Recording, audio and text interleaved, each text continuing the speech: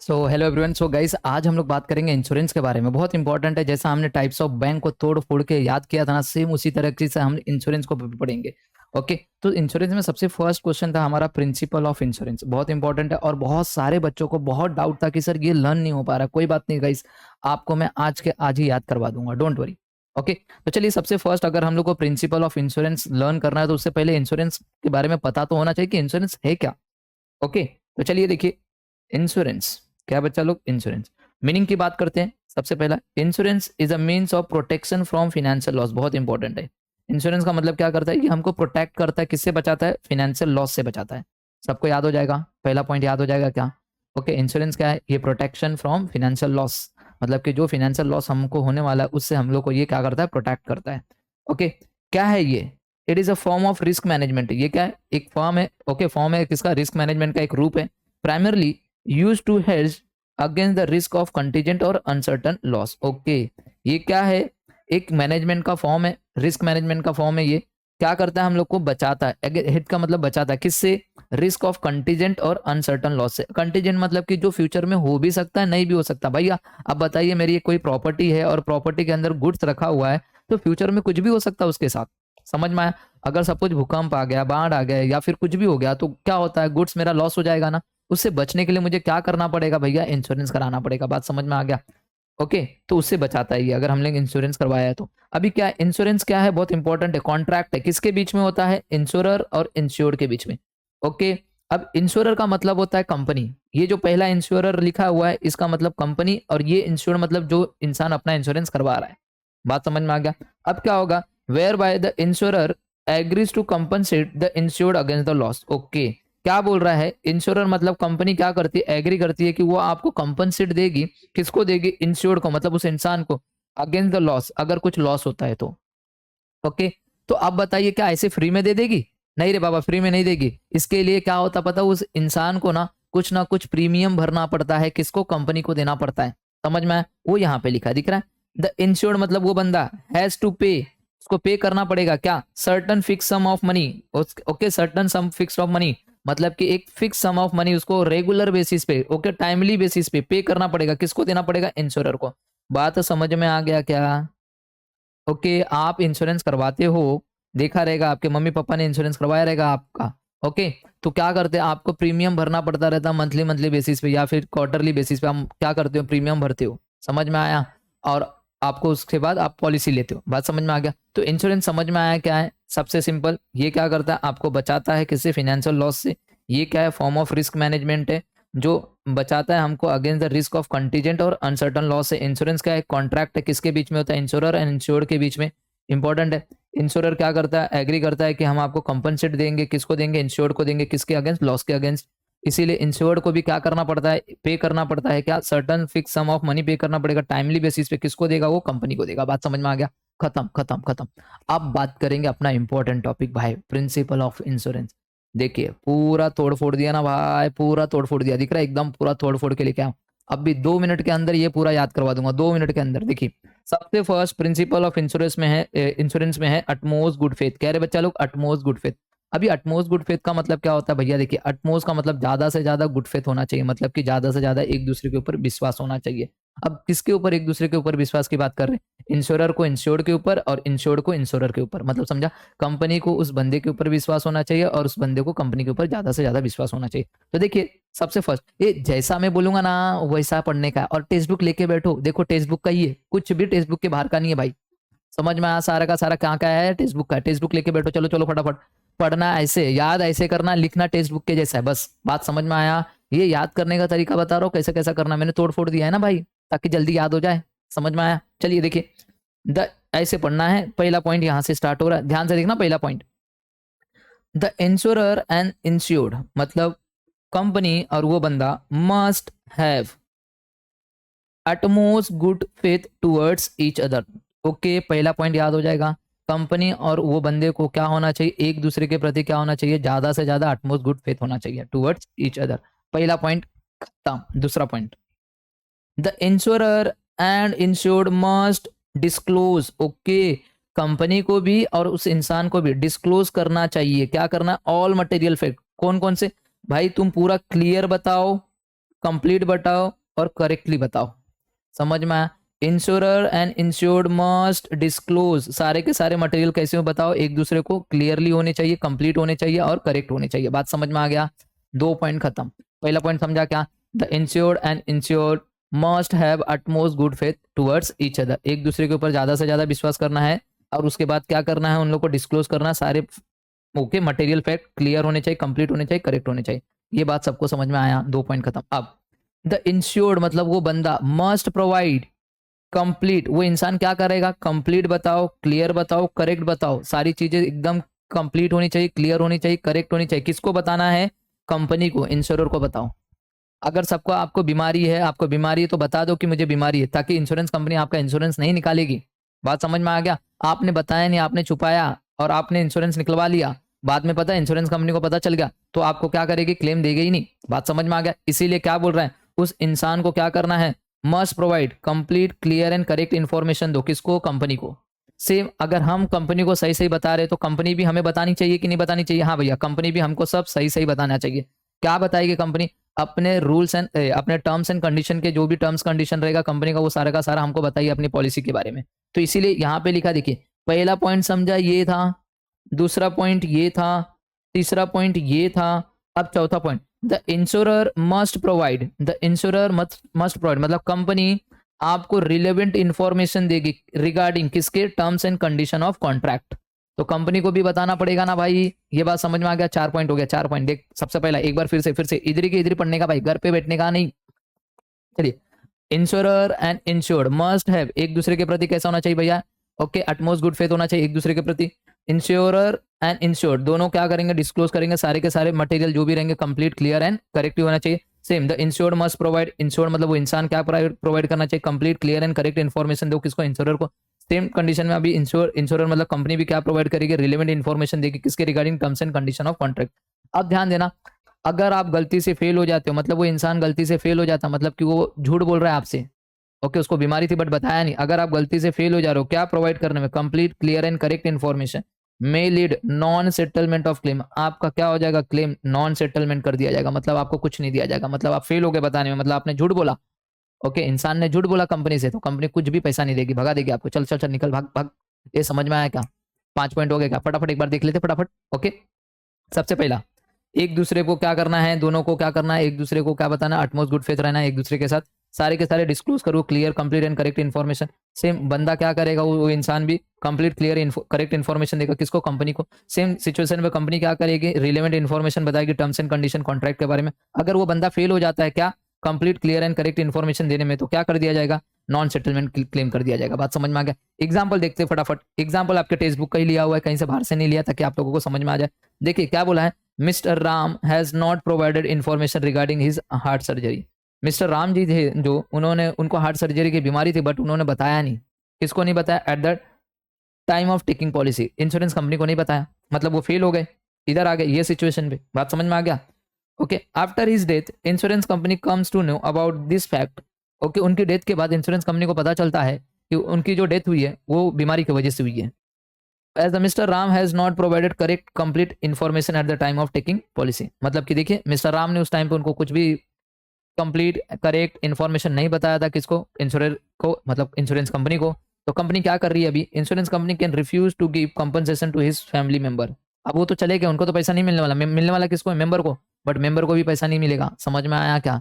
क्यों नहीं मिलेगा? क्योंकि उनको हार्ट सर्जरी था, उनको हार्ट की प्रॉब्लम थी बट उन्होंने बताया नहीं। बात समझ में आ गया? सबसे पहला पॉइंट खत्म हो गया। अब बात करते हैं नेक्स्ट, इंश्योरेबल इंटरेस्ट, बहुत इंपॉर्टेंट है दूसरा वाला। ए इंश्योरेबल इंटरेस्ट मतलब क्या? इंटरेस्ट, इंटरेस्ट है भाई, अपन बोलते हैं ना भाई मेरा इंटरेस्ट है उसके अंदर, ये समझ में आया? तो इंश्योरेबल इंटरेस्ट का मतलब वही, किसी ना किसी चीज में आपका इंटरेस्ट है बहुत। जैसे अगर मैं बात करूं, अगर एक बिजनेसमैन है, बिजनेसमैन का बताइए इंटरेस्ट किसके अंदर रहेगा? उसकी प्रॉपर्टी के अंदर। प्रॉपर्टी मतलब कि उसके जो गोडाउन है, गोडाउन के अंदर जो गुड्स है उसको बहुत ज्यादा से ज्यादा प्यार करता रहेगा। समझ में? तो अब जब उसको उस गोडाउन के अंदर रखे हुए माल से बहुत ज्यादा प्यार है तो उसका इंश्योरेंस करवा देता है कि इन फ्यूचर इसको कुछ ना हो जाए। बात समझ में आ गया? ऐसी अगर हम लोग बात करें हस्बैंड का, तो हस्बैंड का सबसे ज्यादा इंटरेस्ट किस में होता है? बोलिए, अपनी वाइफ में होता है। तो इसलिए वो हस्बैंड क्या करता है? अपनी वाइफ का क्या करता है? ओके, कहीं ना कहीं उसका भी इंश्योरेंस निकलवा लेता है। बात समझ में आ गया? तो गाइस कहीं ना कहीं इंश्योरेबल इंटरेस्ट का मतलब समझा क्या क्या है? कि जिसके प्रति जिसमें हम लोग को ज्यादा से ज्यादा हमारा क्या रहता है, इंटरेस्ट रहता है, तो हम लोग क्या करते हैं, उनका इंश्योरेंस निकालते हैं ताकि इन फ्यूचर ये लॉस ना हो, अगर वो होता है तो उससे हम लोग बच सकते हैं। समझ में आ गया। अब देखिए सबसे पहला पॉइंट जैसा बोल रहा हूँ वैसे ही पढ़ने का भाई। इंश्योरेबल इंटरेस्ट मीन्स क्या है, some financial interest in the subject matter, मतलब समझ में आया। इंश्योरेबल इंटरेस्ट का मतलब है कि कुछ ना कुछ फाइनेंशियल, सम फाइनेंशियल इंटरेस्ट है आपको उस सब्जेक्ट मैटर से। अभी सब्जेक्ट मैटर कुछ भी हो सकता है। अगर मैं बिजनेसमैन का केस लूँ तो उसके लिए गोडाउन उसके लिए सब्जेक्ट मैटर है। अब उसके अंदर कुछ जो गुड्स रखे उसमें उसका इंटरेस्ट है, इसीलिए उसका क्या कर रहा है, सम फाइनेंशियल इंटरेस्ट है उसका, इसलिए वहां पे क्या करेगा, वो उसका इंश्योरेंस निकालेगा। सेम यहाँ पे भी वही लिखा है, पहला पॉइंट खत्म, ऐसे चलेगा। Insurable interest means some financial interest है in the subject matter of insurance. Okay, यहाँ तक एक पहला पॉइंट चलेगा। अब दूसरा पॉइंट चलेगा, द इंश्योर्ड मतलब वो बंदा मस्ट हैव इंश्योरेबल इंटरेस्ट, उस बंदे का इंटरेस्ट किसमें है, दिख रहा उस सब्जेक्ट मैटर में ऑफ इंश्योरेंस, उसका इंश्योरेंस कराएगा वो। बात समझ में आया। दूसरा पॉइंट ऐसे चलेगा, पहला पॉइंट ये गया ऐसे ऐसे, दूसरा पॉइंट चलेगा ये देखिए, the insured must have insurable interest होगा in the subject matter of insurance.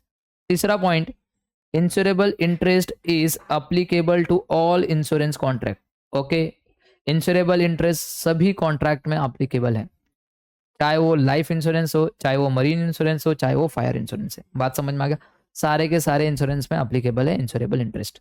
समझ में आया, दूसरा पॉइंट खत्म, ऐसे याद करना है। तो देखिए अगर मैं बात करूं, a person has insurable interest in his own life and property.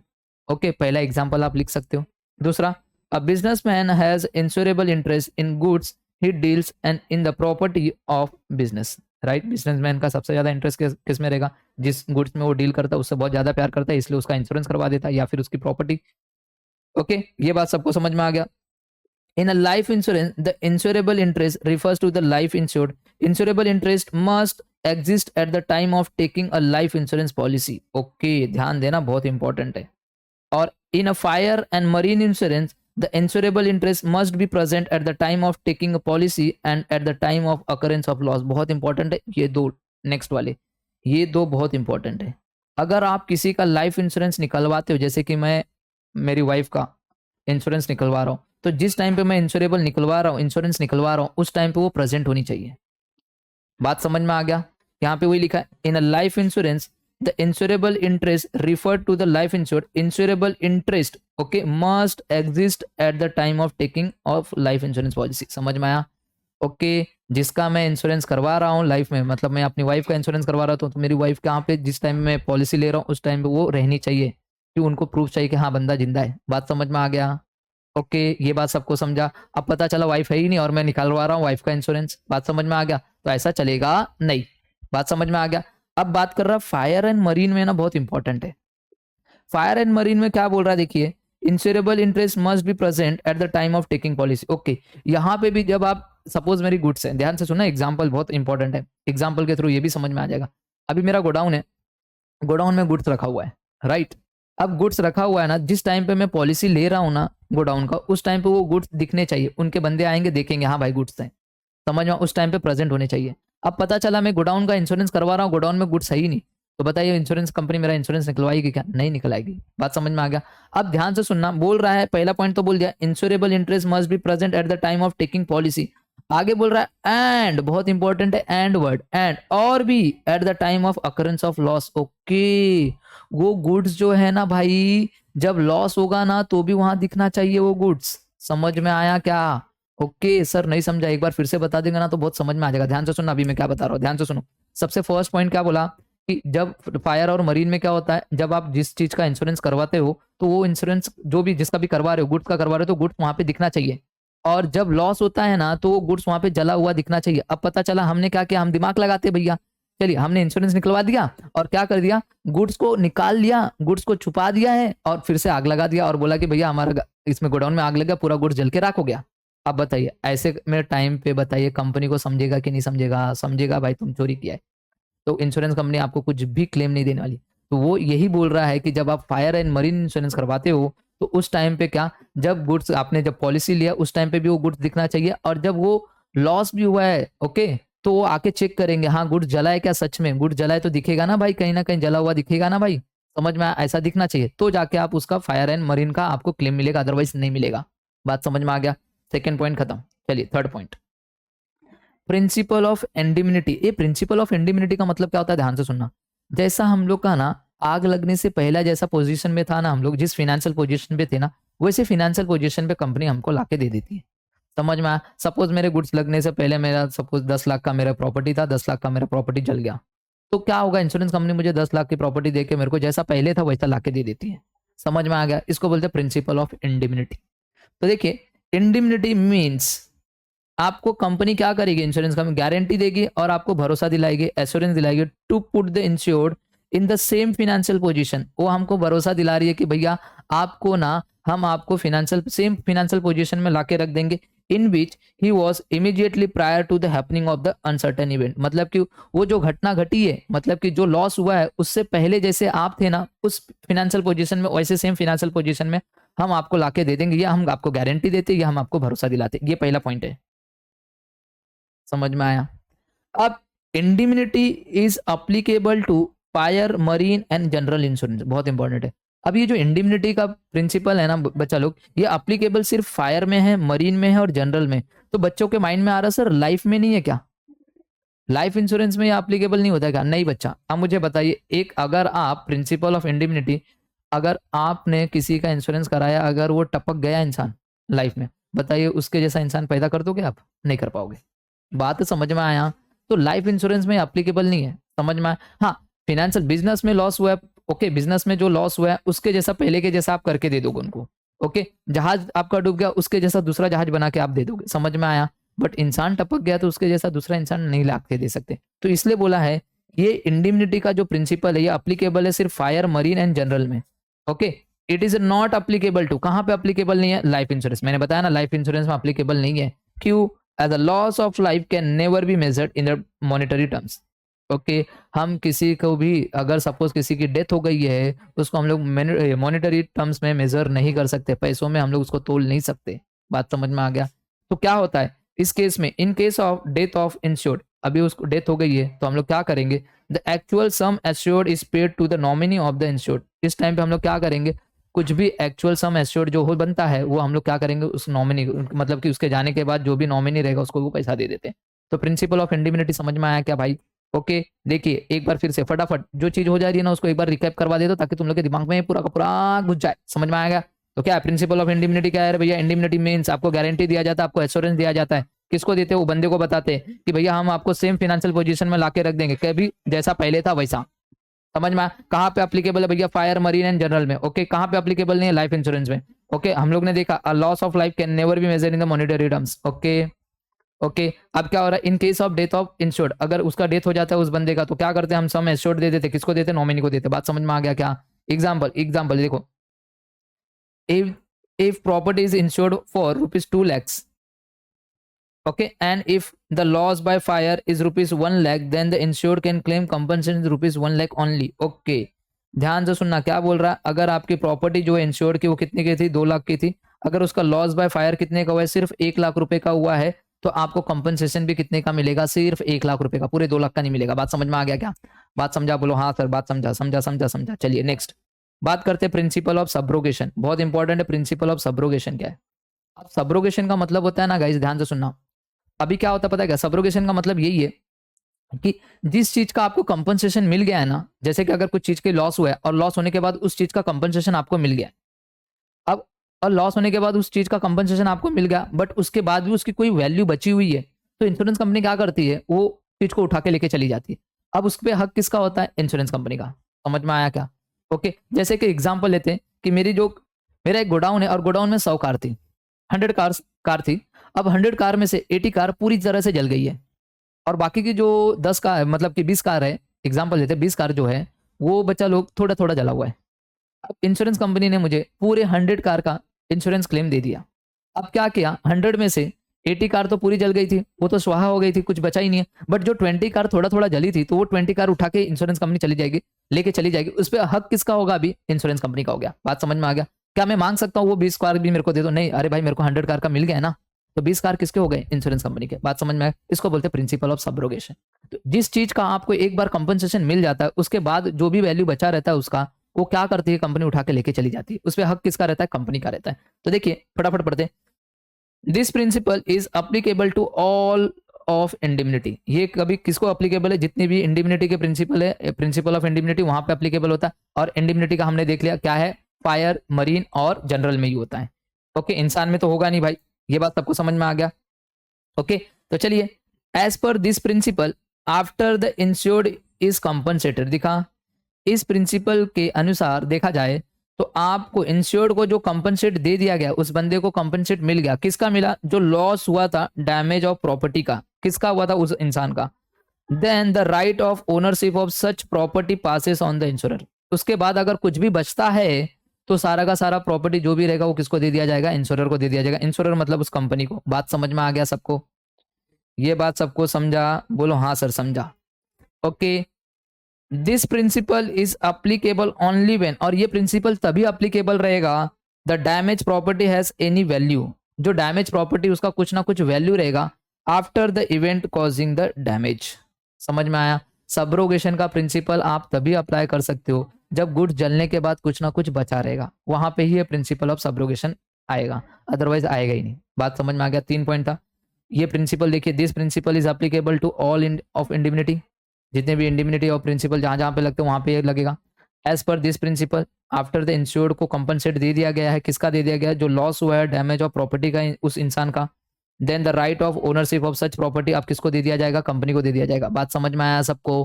Okay okay, this principle is applicable, ये प्रिंसिपल तभी अप्लीकेबल होगा जब कुछ ना कुछ आपकी जो प्रॉपर्टी है डैमेज होने के बाद बचा रहेगा, तभी ये प्रिंसिपल अप्लीकेबल होगा। एग्जाम्पल देखते, बहुत अच्छा एग्जाम्पल दिया आपके टेक्स्ट बुक में। बोला है mister A owns a two wheeler. Okay, mister A है, उसके बाद टू व्हीलर था। The vehicle was stolen and subsequently mister A file a complaint in the local police station. Okay, अभी क्या हो गया? उसकी व्हीकल क्या हो गई? चोरी हो गई, और उन्होंने मिस्टर ए ने जाके अपने लोकल पुलिस स्टेशन में जाके कंप्लेंट किया। Upon receiving report from police, उन्होंने एक रिपोर्ट लिया पुलिस से, and the insurance company compensated fully mister A for the loss of the vehicle. उन्होंने इंश्योरेंस करवाया था। ओके, अब वो रिपोर्ट लेके कहाँ पे गए? इंश्योरेंस कंपनी के पास। इंश्योरेंस कंपनी ने उनको पूरा का पूरा पैसा दे दिया बाइक का। समझ में आया? पूरा का पूरा पैसा उनको मिल गया, जितने की बाइक थी उनको। ओके, जितने का इंश्योरेंस कराया था पूरा का पूरा पैसा मिल गया। Later on the stolen vehicle was recovered by the police. बाद में कुछ दिनों के बाद वो पुलिस को क्या होता है? वो बाइक मिल जाता है। In this situation, the owner of the vehicle does not have any claim over the vehicle as he has already subrogated.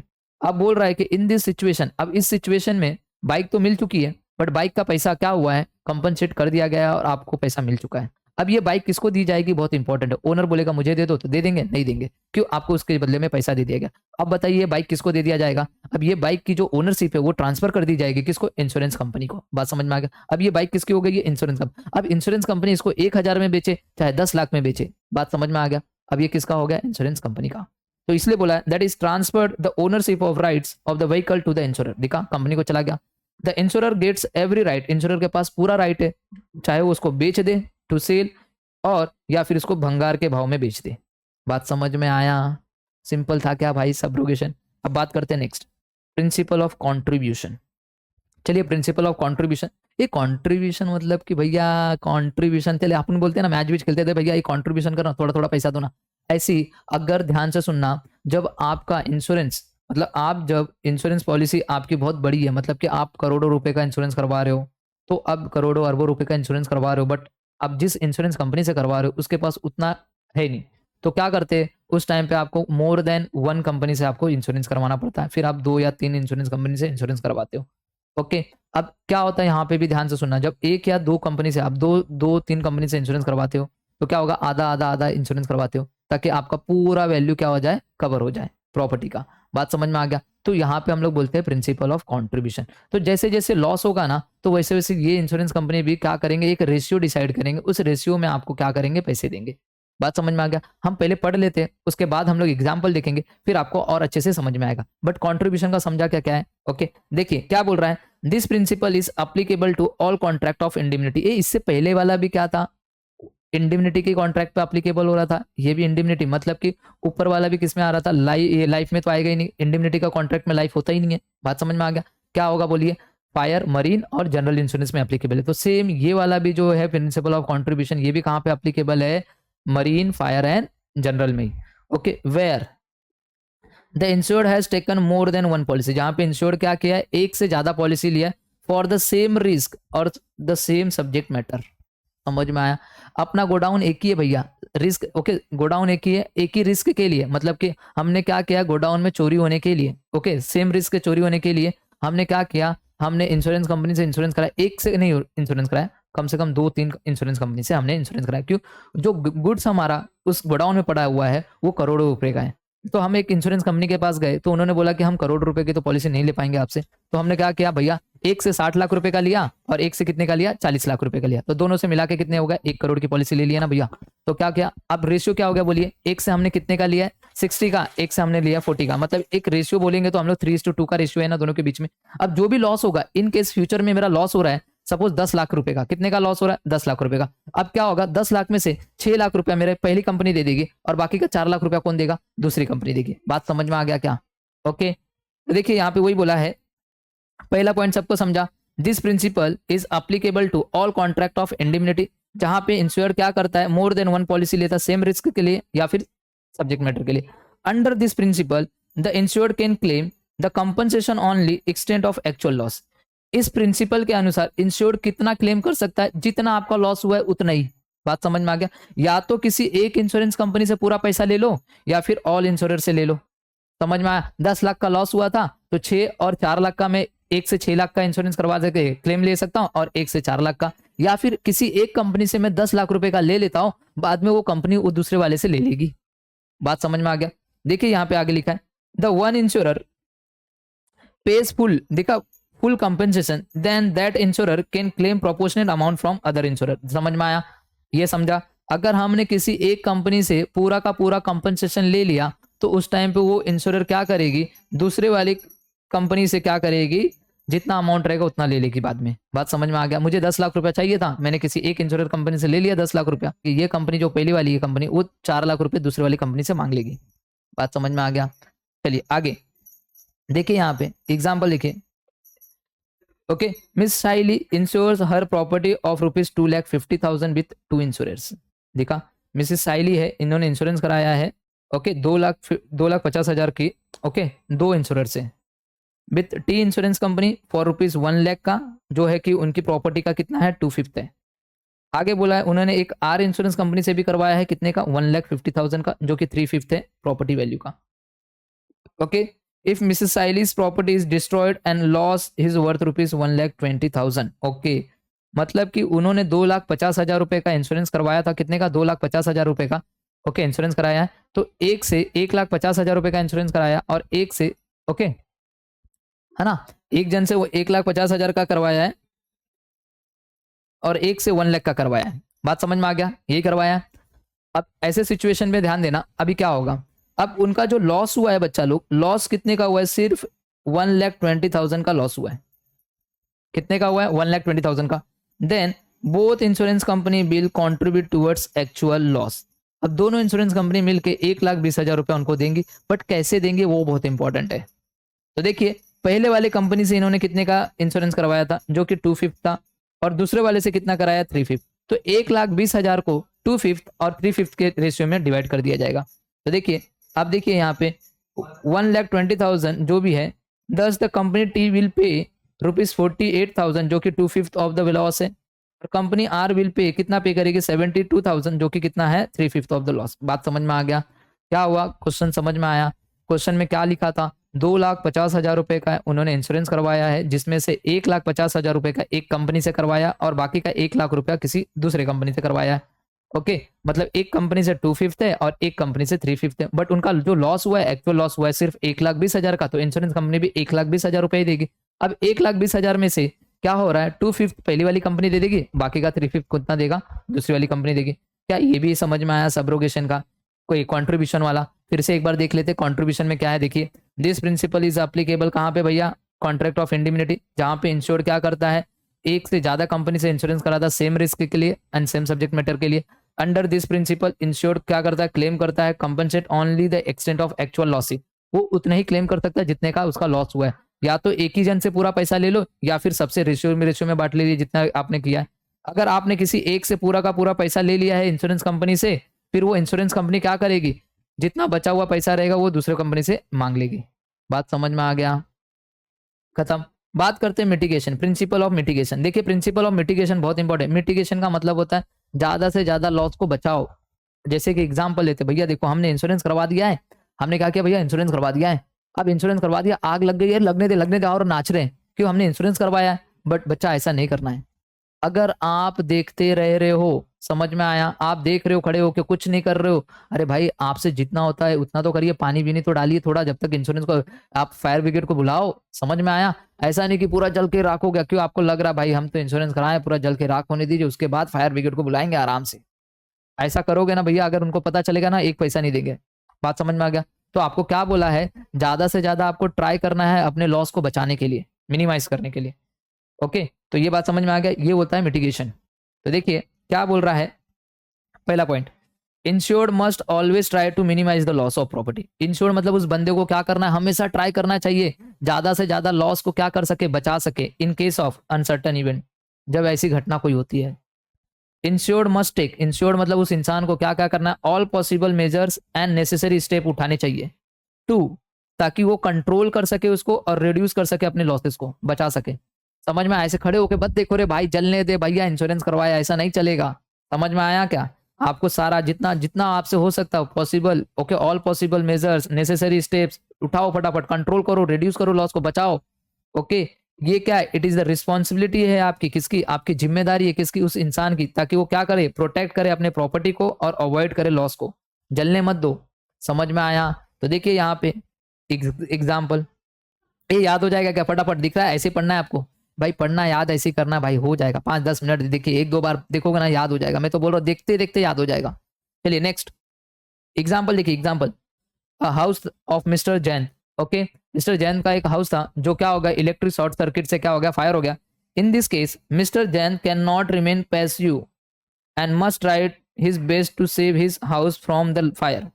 उनको ना ऐसा नहीं करना चाहिए, पैसिव नहीं होना चाहिए भैया, जलने दे जलने दे, ऐसा नहीं होना चाहिए। बात समझ में आ गया? उनको एक्टिव रहना चाहिए भैया, आग लगी है ना, फटाफट ये पानी डालो फटाफट। समझ में आया? ओके, क्या बोला यहाँ पे, must try his best to save his house from fire, आपको बचाना है भैया। ओके, मिस्टर जैन मस्ट भी एक्टिव होना है, पैसिव नहीं रहना, वहां पे एक्टिव रहना। And can not watch his house burn, ऐसे देखते नहीं रहना, जलने दे भैया जलने दे, ऐसा नहीं चलेगा। बात समझ में? Just because house is insured, ताकि आपने उसका इंश्योरेंस करवाया इसलिए ऐसा देखना नहीं है, खाली जलने दो। बात समझ में आया मैंने क्या बोला, आपको इंश्योरेंस करवाना है, ये बात सबको समझ। अभी नेक्स्ट ना बच्चा लोग हम लोग देखेंगे कौन सा सबसे इंपॉर्टेंट है, प्रिंसिपल ऑफ कॉजा प्रॉक्सिमा। कॉजा का मतलब कारण, प्रॉक्सिमा का मतलब नियरेस्ट।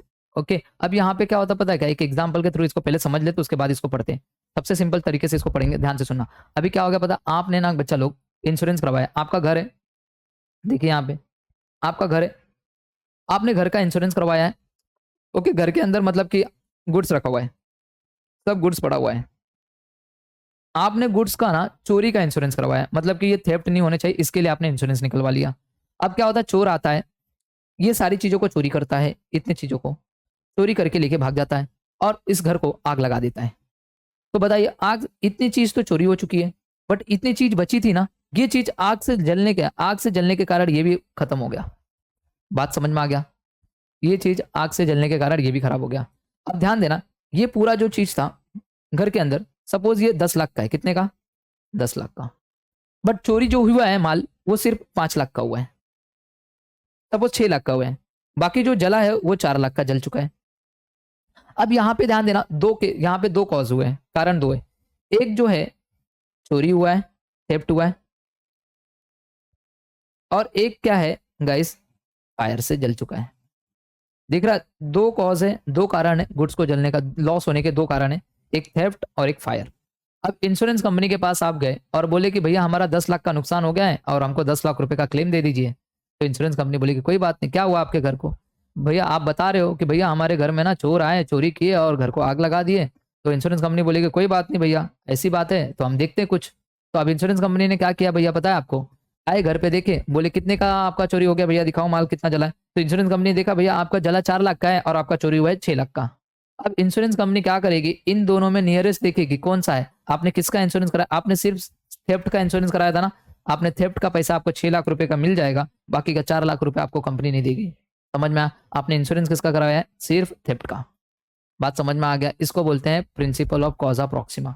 समझ में आया? यहाँ पे लॉस होने के दो कारण है, एक चोरी भी हुआ है और एक फायर भी हुआ है। बात समझ में आया? बट आपने जिसका कराया है इंश्योरेंस उसी का मिलेगा, बाकी वाले का नहीं मिलेगा। समझ में आया? और एक दो एग्जाम्पल ले लेते हैं हम लोग। ओके, अगर मैं एग्जाम्पल लूँ, एक बहुत आपसे पहले वाले सिलेबस में था, उसमें कैसा रहता पता है क्या? एक जहाज है पानी वाला, पानी वाले जहाज पे मैंगो है।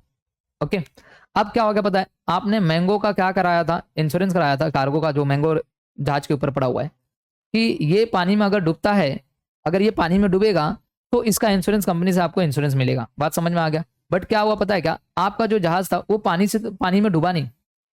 ओके, पानी में डूबा नहीं, आपका जहाज जा रहा है, बट वो क्या हुआ पता है क्या? एक पहाड़ था, मतलब कि बर्फ वाला, उससे वो टकरा जाता है। टकराने की वजह से क्या होता है? आम को क्या होता है? धक्का लगता है, जिसकी वजह से आम जो है जिस प्लेस पे पहुंचना था उस प्लेस पे थोड़ा लेट पहुंचता है। बट जब लेट पहुंचने की वजह से वो पूरा का पूरा आम सड़ के पूरा खराब हो जाता है। अब मुझे एक बात बताइए, क्या यहाँ पे आपका आम खराब हुआ है? हाँ सर, आपको तो लॉस हुआ है। मुझे बताइए, क्या आपका आम डूबा है? सर नहीं डूबा है। तो बताइए, इंश्योरेंस कंपनी आपको 1 रुपया भी देगी? नहीं देगी। बात समझ में आपका नुकसान हुआ है, बट इंश्योरेंस कंपनी आपको 1 रुपया भी नहीं देगी। बात समझ में आ गया क्या ये भाई? ये बात सबको समझा? क्यों? आपका माल डूबा नहीं है बच्चा, आपका माल खराब हुआ है। खराब होने का रीजन क्या था? आपका पहाड़ से टकरा है, जिसकी वजह से माल लेट पहुंचा और क्या हो गया? आम सड़ गए। बात समझ में आ गया? तो गाइज ऐसे सिचुएशन में यहाँ पे दो कॉज थे, आपका आम भी खराब हुआ है, बट आपका आम डूबने की वजह से खराब नहीं हुआ है, आपका आम लेट पहुंचने की वजह से खराब हुआ है। बात समझ में आया? तो गाइज ये चीजें आपको समझ में आना चाहिए। तो यहाँ पे यही बोला है, कॉजा प्रॉक्सिमा मैंने आपको समझा दिया। तो क्या बोल रहा है यहाँ पे देखिए, causa proxima means when a loss is caused by more than one causes, जहां पे लॉस आपका हो रहा है बट एक से ज्यादा कारणों से हो रहा है, then proximate causes of loss should be taken into the consideration to decide the liability of the insurer. बात समझ में आ गया? तो हम लोग वहां पे देखेंगे कौन सा प्रॉक्सिमेट कॉजेज है, सबसे नियरेस्ट वाला, जिससे आपको क्या किया जाए? कंसिडरेशन दे दिया जाए। आगे क्या बोल रहा है देखिए, property insured against the some causes and not against all causes. जो भी प्रॉपर्टी है इंश्योर्ड की, उसका हम लोग क्या करेंगे? जिसका आपने इंश्योरेंस कराया उसी का देंगे, पूरा का तो नहीं देंगे भैया। दिख रहा है सच कैसे?